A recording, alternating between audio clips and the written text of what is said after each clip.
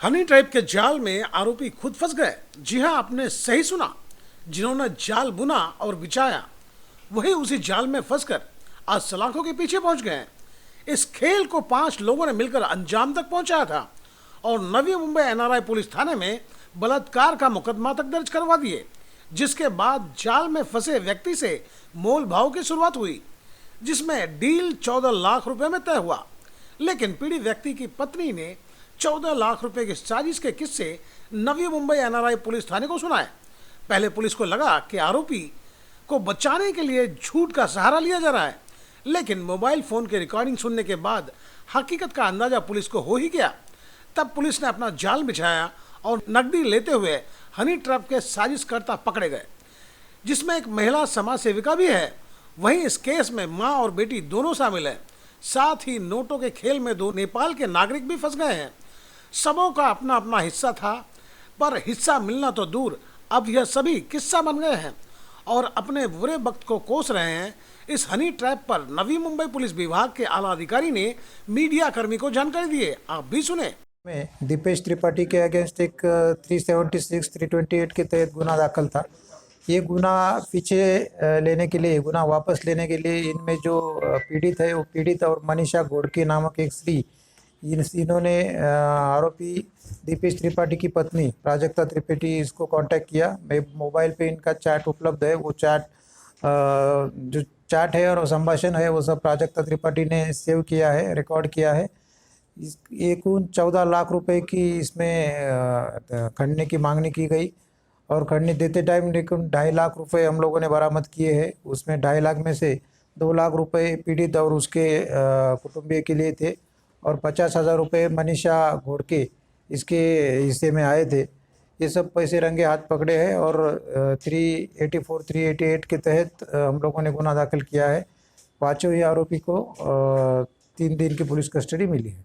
Sir, एक बात जानना चाहेंगे, जिस तरह से आपने बताया कि पुलिस तहकीकात करनी चाहिए थी ताकि इस तरह की बातें ना आ जाए सामने। पुलिस के पास जो कंप्लेंट आती है वो पुलिस को लेना पड़ता है। उसमें भी महिला की जो तकरार रहती है, हम लोग महिला की जो ये तकरार है वो सच मान के उसका तपास करते हैं। बाद में तपास में जो सामने आता है वो आता है। वैसे इसमें आया है तो जिन्होंने फर्जी कंप्लेंट दी थी उनके खिलाफ भी कार्रवाई हुई है। सर, ये खुलासा कैसे हो गया? क्योंकि जब फर्जी कंप्लेंट किया गया, ये जो लड़की थी, ये जो आरोप लगा रहा था वो आज खुद कटघरे में खड़ा हो गया। लड़की ने पहले बोला था कि हम लोग 1 घंटे के लिए गाड़ी में बाहर गए थे और एक दुकान में मुझे उन्होंने कुछ खाने को दिया, मुझे उसके बाद बेहोश हो गई और रेप का ये हुआ। लेकिन हम लोगों ने तब तहकीकात किया तो पूरा मामला 22 घंटे का, 22 मिनट का था, ना कि 1 घंटे का। और 22 मिनट में वो 4 दुकान में गई थी और दुकान में जाके फिर वापस आई थी। तो हम लोग मिनट, 1-1 मिनट का तपास किया। उसमें किधर भी 1-2 घंटे भी वो बाहर किधर गई नहीं है, वो गाड़ी में ही थी। 22 मिनट में घर में से निकल के 4 दुकान में जाके वापस घर पे आए हैं। इसलिए वो साबित हुआ है कि इनका किधर भी कुछ प्रसंग नहीं हुआ है। और दूसरे दिन ही ये लोगों ने डिमांड की उसकी पैसे की, तो उससे भी ये साबित होता है कि इनका ये पहले से ही एक जाल फंसाया हुआ था, इसमें वो फंस गया था, इसलिए वो तकरार वैसी हुई थी। लेकिन बाद में सब सच होना सामने आने के बाद वो तकरार रिवर्स भी हुई है। सर, तफ्तीश में इस तरह वो हम लोग तहकीकात कर रहे हैं। उसमें से 4 आरोपी जो है वो नेपाल के रहने वाले हैं। एक आरोपी जो है मनीषा घोड़के वो लोकल है।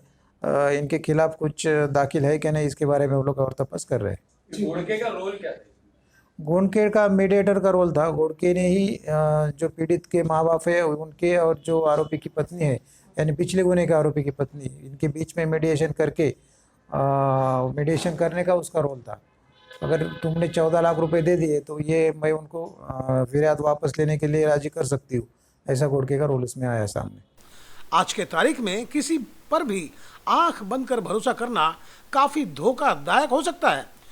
उस पर यह कि आप किसी राह से अपने वाहन लेकर गुजर रहे हो और कोई अजनबी महिला आपसे लिफ्ट मांग ले और आप सहयोग करने के इरादे से सहायता कर दिए, तो हो सकता है आप किसी मुसीबत का शिकार बन जाए। रहें सतर्क।